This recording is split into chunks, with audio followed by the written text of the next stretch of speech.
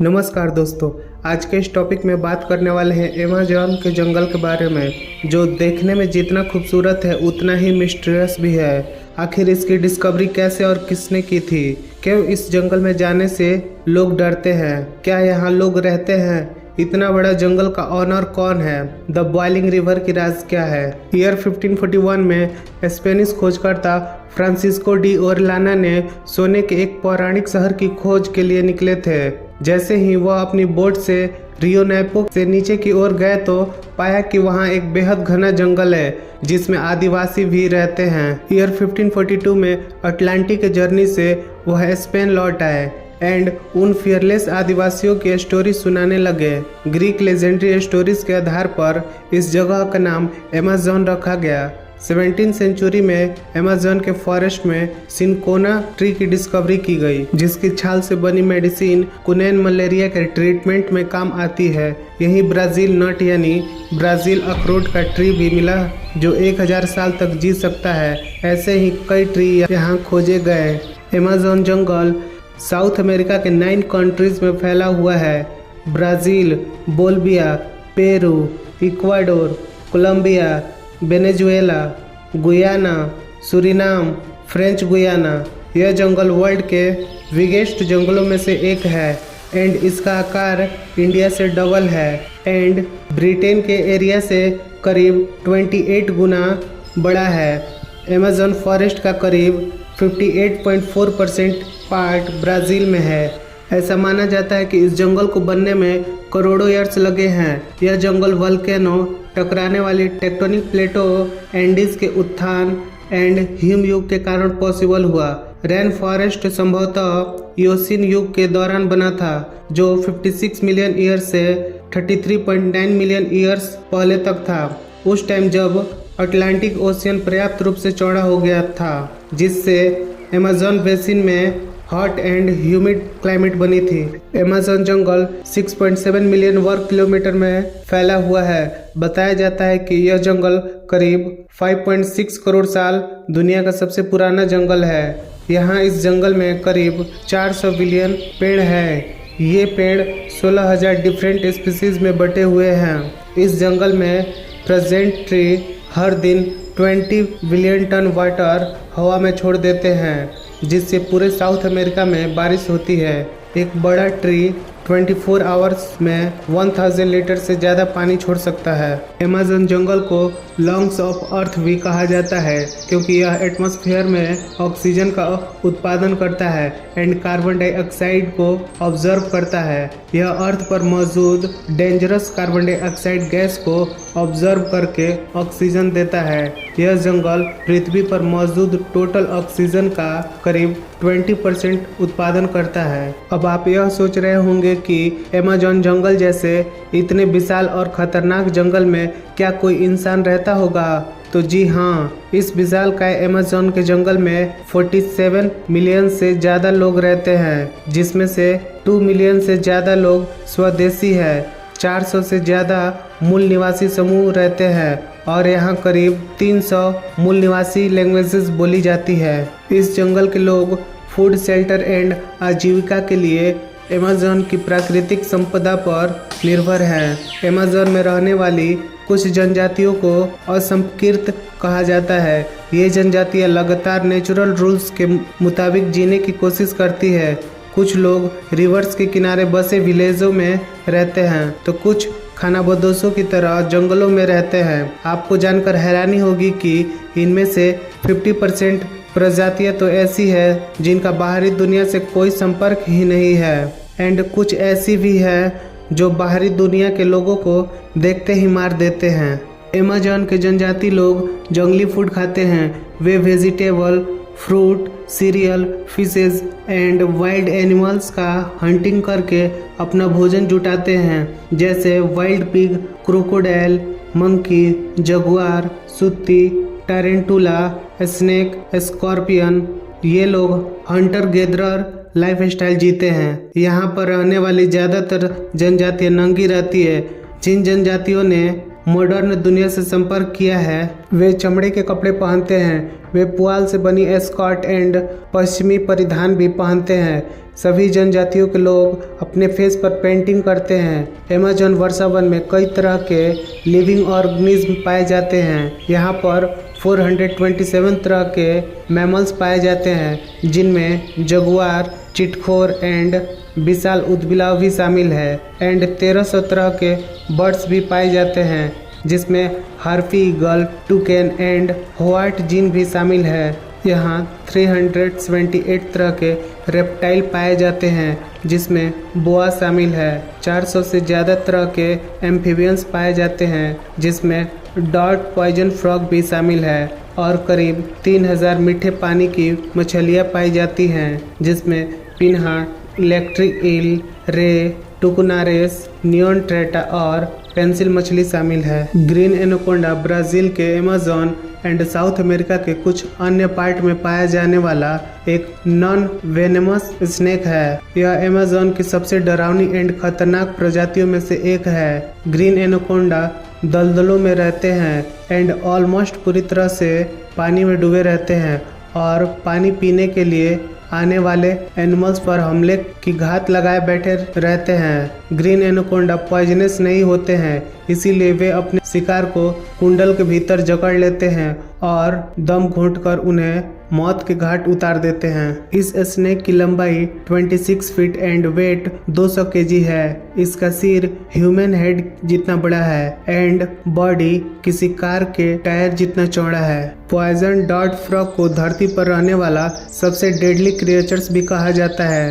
Amazon में पाए जाने वाले ये चमकीले फ्रॉग देखने में सुंदर लग सकते हैं, लेकिन इनकी कुछ स्पीसीज के स्किन में बेहद डेंजरस पॉइजन होता है, जो 10 वयस्क मनुष्यों को मारने के लिए काफ़ी होता है। इनमें गोल्डन पॉइजन फ्रॉग सबसे जहरीले स्पीसीज में से एक है। इन फ्रॉग में बेट्राकोटॉक्सिन पॉइजन पाया जाता है। इनकी बहुत मामूली मात्रा भी पैरालिसिस एंड मौत का कारण बन सकती है। अमेज़न रेन फॉरेस्ट में आने वालों के लिए मॉस्किटो भी एक डेंजरस क्रिएचर साबित हो सकते हैं। मॉस्किटो अमेज़न के गर्म एंड नम ट्रॉपिकल इन्वायरमेंट में पनपते हैं। ये mosquito malaria and yellow fever का कारण बनते हैं। यहाँ आने वाले टूरिस्ट को इनसे बचने के लिए येलो फीवर वैक्सीन जैसी सावधानियां बरतने की एडवाइस दी जाती है। इलेक्ट्रिक ईल ब्राज़ील में अमेज़न रिवर के पानी के नीचे स्विमिंग करने वाले एक खतरे का नाम है। यह फिश खतरा महसूस होने पर बिजली का जोरदार झटका देती है।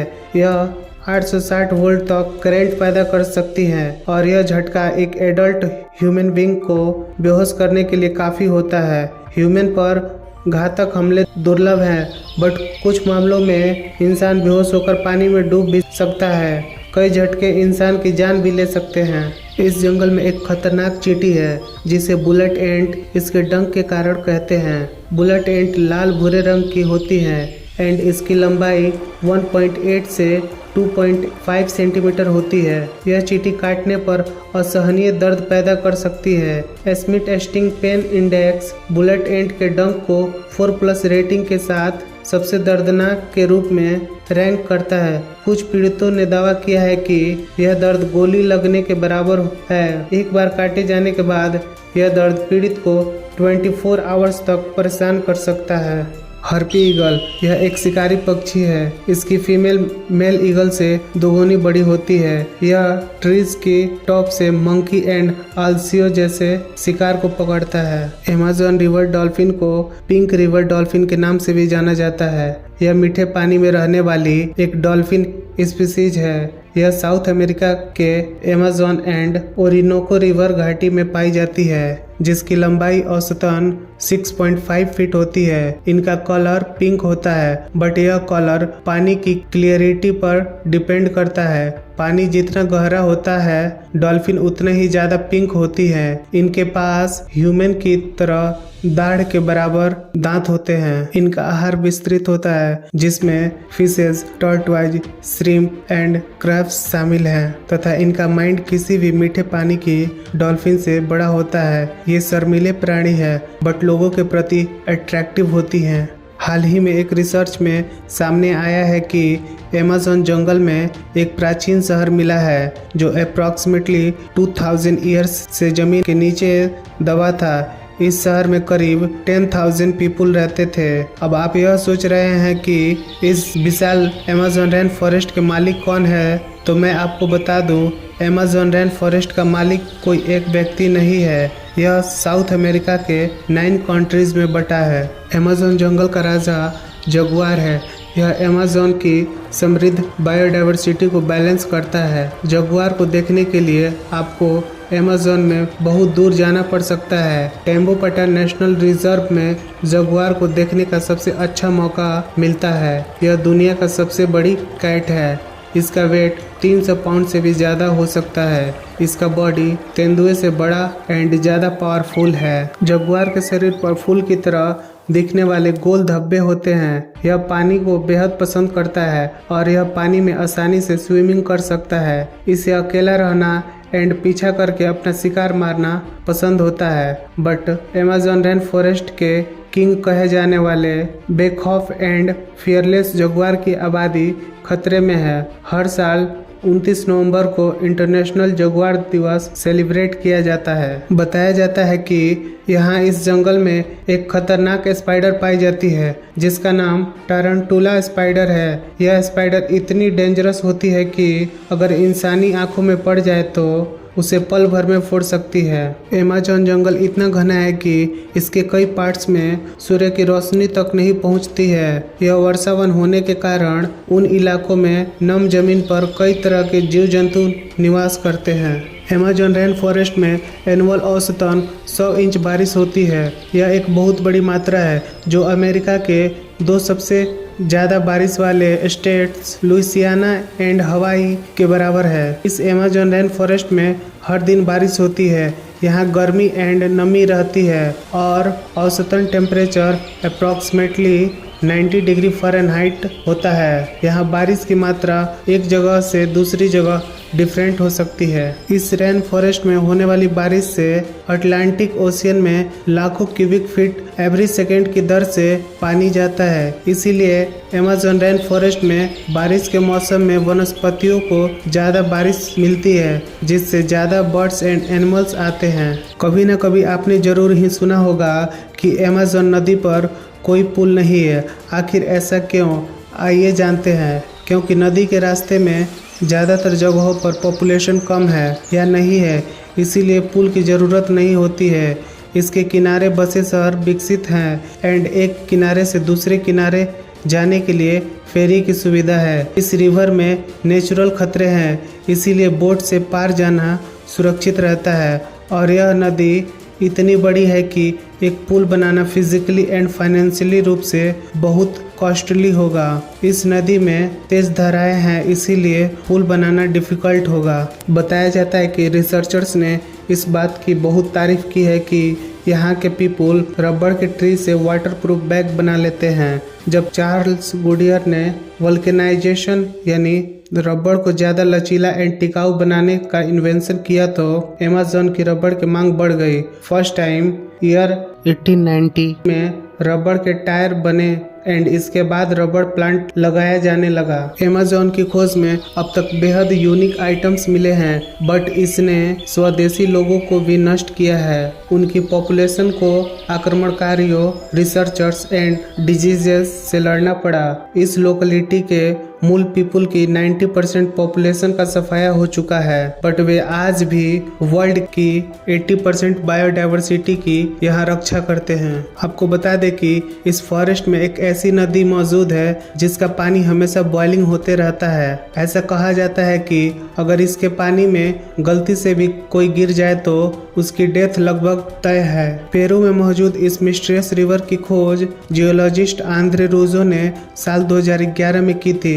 मयांतुयाकू नामक इस रिवर की खोज की स्टोरी बड़ी ही इंटरेस्टिंग है, जिसके बारे में आंद्रे रूजो ने बताया है। इनफैक्ट बचपन से ही रूजो ने ऐसी इमेजिनरी रिवर की स्टोरी सुन रखी थी जो उन्हें आश्चर्य से भर देती थी, बट तब उन्हें इस बात का बिल्कुल भी एहसास नहीं था कि ऐसी रिवर सच में होती है। अंद्रे रूजो के मुताबिक जब वे बड़े हुए तो भी बॉइलिंग रिवर की स्टोरी ऑलवेज उनके माइंड में रही। वो अक्सर ऐसा सोचते कि क्या ऐसा पॉसिबल है, यहाँ तक कि उन्होंने यूनिवर्सिटी के अपने सहयोगियों oil gas and mining company से भी इस बारे में जानना चाहा। साइंटिफिकली देखे तो ऐसा पॉसिबल ही नहीं है कि रिवर का पानी ऑलवेज बॉइलिंग होता रहे जब तक कि नियर बाई कोई एक्टिव वोल्केनो ना हो। इस कंफ्यूजन में एक दिन वो अमेज़न के जंगलों में पहुंच गए, जहां उन्होंने अपनी इमेजिनरी स्टोरी ट्रू होती हुई देखी। उन्होंने फाइनली ऐसी रिवर को फाइंड कर ही लिया जिसका पानी मिस्टीरियस तरीके से बॉयल हो रहा था। यह रिवर करीब 6.24 किलोमीटर लंबी है। रूजो के अकॉर्डिंग इसका पानी इतना गर्म है कि उससे आप चाय भी बना सकते हैं। अगर कोई ह्यूमन या लिविंग ऑर्गेनिज्म इस रिवर के बॉइलिंग पानी में गिर जाए तो उसकी डेथ भी हो सकती है। उन्होंने खुद कई छोटे क्रिएचर्स को पानी में गिरते देखा था जो तुरंत ही मर जाते थे। बताया जाता है कि रिवर के पानी का टेम्परेचर करीब 80 डिग्री सेल्सियस रहता है। रूजो ने इस रिवर के बारे में the boiling river adventure and discovery in the Amazon नाम की एक बुक में भी लिखी है। इस बुक में उन्होंने रिवर के मिस्ट्रीज के बारे में बताया है। उनके मुताबिक यह रिवर वंडर ऑफ नेचर है जिसका पानी मिस्ट्रीज तरीके से बॉयल हो रहा है। इसके बारे में साइंटिस्ट रिसर्च कर रहे हैं, बट अब तक यह पता नहीं चल सका कि इसका पानी क्यों इतना गर्म है। आज के टाइम में अमेज़न रिवर का यूज कई तरह से किया जा रहा है। नंबर 1, पानी के लिए। अमेज़न रिवर का पानी ड्रिंकिंग के लिए यूज नहीं किया जा सकता क्योंकि यह बहुत मैली है। हालांकि इसका यूज एग्रीकल्चर के लिए पानी के सोर्स के रूप में किया जाता है। नंबर 2, बिजली पैदा करने के लिए अमेज़न रिवर के किनारे हाइड्रो पावर प्लांट बनाए गए हैं जिससे बिजली पैदा होती है। नंबर 3, परिवहन के लिए अमेज़न नदी का इस्तेमाल ढोंगियों एंड राफ्ट से यात्रा करने के लिए किया जाता है। नंबर 4, व्यापार के लिए Amazon river Brazil, Ecuador and Peru जैसे कंट्रीज के बीच बिजनेस को आसान बनाती है। नंबर 5, मनोरंजन के लिए अमेज़न रिवर में स्विमिंग एंड रिवर टूर के लिए टूरिस्ट आते हैं। नंबर 6, शिकार और मछली पकड़ने के लिए अमेज़न रिवर में फिशेस के अलावा क्रोकोडाइल जैसे एनिमल भी पाए जाते हैं जिनका शिकार किया जाता है। नंबर 7, वैज्ञानिक शोध के लिए अमेज़न रिवर साइंटिस्ट्स के लिए भी इम्पोर्टेंट है। पूरी दुनिया को 20% ऑक्सीजन देने वाला अमेज़न रेन फॉरेस्ट के ऊपर आज संकट के बादल क्यों छाए हैं? अगर ऐसा ही चलता रहा तो आने वाले टाइम में पूरी दुनिया ऑक्सीजन के लिए तरसेगी क्योंकि अमेज़न फॉरेस्ट कई कारणों से संकट में है। नंबर 1, कृषि और पशुपालन। अमेज़न में सोयाबीन की खेती एंड कैटल फार्मिंग के लिए फॉरेस्ट को साफ किया जाता है। सोयाबीन की ग्लोबल मांग ज़्यादा है एंड अमेज़न की उपजाऊ जमीन पर यह फसल अच्छी तरह से उगती है। ब्राज़ील दुनिया के सबसे बड़े बीफ एक्सपोर्टर में से एक है, इसीलिए पशुपालकों को ज़्यादा जमीन की ज़रूरत होती है। नंबर 2, खनन। गोल्ड एंड आयरन अयस जैसे मिनरल्स की मांग के कारण अमेज़न में माइनिंग बढ़ा है। माइनिंग से सोयल का इरोजन एंड वाटर पोल्यूशन होता है। नंबर 3, बुनियादी ढांचा। Road, dam and hydro power project के कंस्ट्रक्शन के लिए जंगलों को साफ किया जाता है। नंबर 4, आग लगना। जंगलों में आग लगने की घटनाएं बढ़ रही है। आमतौर पर ड्राई सीजन में जंगलों में आग लगती है। कई बार जानबूझकर भी इन जंगलों में आग लगा दी जाती है ताकि जमीन पर फार्मिंग की जा सके। नंबर 5, अवैध कटाई। वनों की कटाई के दौरान ट्रीज को इलीगल तरीके से काटा जाता है, इसीलिए वहाँ के गवर्नमेंट को ये सब रोकने के लिए एंड इस अमेज़न रेन फॉरेस्ट को सेफ रखने के लिए जल्द से जल्द एक्शन लेना चाहिए। अगर आप ऐसे ही इंटरेस्टिंग वीडियो देखना चाहते हैं तो हमारे चैनल को अभी सब्सक्राइब करें और साथ ही कमेंट में अपनी राय दें कि आपको यह वीडियो कैसा लगा।